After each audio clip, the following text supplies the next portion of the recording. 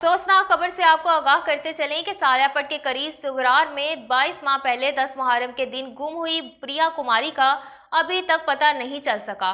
जी यहां आपको अफसोसनाक खबर से आगाह कर रहे हैं कि सालियापट के करीब सुगरार में 22 माह पहले 10 मुहर्रम के दिन गुम हुई प्रिया कुमारी का अभी तक पता नहीं चल सका। इस हवाले से जानते हैं नुमाइंदे मोहम्मद अदरीस से। जी अदरीस, आगाह कीजिएगा।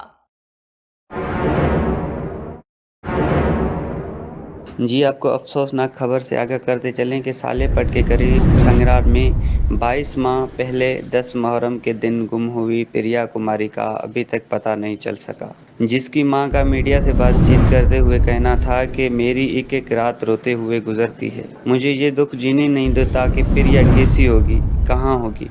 22 माह मैंने सब्र किया है, लेकिन अब मुझसे सब्र नहीं होता। मजीद उसका कहना था कि मैं एसएसपी सक्खर, डीआईजी सक्खर और आईजी सिंध से मुतालबा करती हूँ कि खुदारा प्रिया कुमारी को बाजियाब करवाया जाए और एक उजड़ी हुई मां की झोली आबाद की जाए। जी बहुत शुक्रिया मोहम्मद अदरीस हमें अपडेट करने का।